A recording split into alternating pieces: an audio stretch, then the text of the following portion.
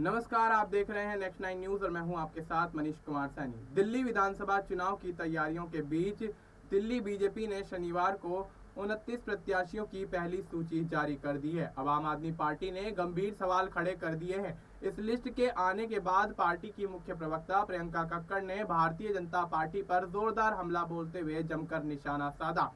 दिल्ली के पूर्व deputy CM और जंगपुरा से आम आदमी पार्टी के प्रत्याशी मनीष सिसोदिया ने कहा कि जिस तरह से दिल्ली की पूरी जनता अरविंद केजरीवाल के साथ खड़ी दिख रही है, उसके बाद विधानसभा चुनाव एक औपचारिकता भर रह गया है। मनीष सिसोदिया ने कहा कि चुनाव होगा तो बीजेपी से कोई ना कोई लड़ेगा ही, कांग्रेस से भी कोई ना कोई लड़ेगा, यही लोकतंत्र की खूबसूरती है। लेकिन जिस तरह से दिल्ली की जनता अरविंद केजरीवाल के साथ खड़ी हुई दिखाई दे रही है, उसके बाद यह विधानसभा का चुनाव महज एक औपचारिकता भर का रह गया है। मनीष सिसोदिया ने आगे कहा कि कुछ दिन की देरी है, अरविंद केजरीवाल दोबारा दिल्ली के मुख्यमंत्री के पद पर बैठकर दिल्ली के उन सारे कामों को आगे बढ़ाएंगे जिसे हमारी सरकार शुरू कर चुकी है और जिसका उन्होंने लोगों से वादा किया है।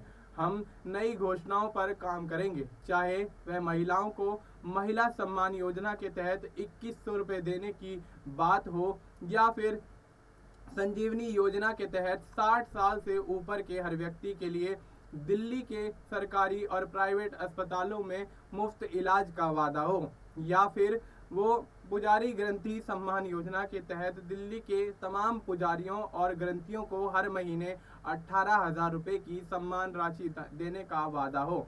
मनीष सिसोदिया ने आगे ये भी कहा कि दिल्ली की जनता के दिल में अरविंद केजरीवाल हैं। अब लोकतंत्र है और चुनाव एक प्रक्रिया है, उससे गुजरेंगे और दिल्ली के अंदर दोबारा से सरकार बनाएंगे। अरविंद केजरीवाल वापस आएंगे। दिल्ली की सीएम आतिशी ने कालका जी से भारतीय जनता पार्टी के प्रत्याशी रमेश विदुड़ी पर जमकर निशाना साधा है। उन्होंने कहा है कि बीजेपी नेता रमेश विदुड़ी दक्षिणी दिल्ली से 10 साल सांसद रहे, लेकिन उनकी पार्टी ने इस लायक नहीं समझा कि उनके 10 साल के काम के आधार पर उनको फिर से सांसद का टिकट दे दे। आतिशी ने आगे ये भी कहा कि अगर उनकी पार्टी ही उनके काम पर भरोसा नहीं करती है तो कालका जी के लोग उनके काम पर आखिर कैसे भरोसा कर सकते हैं।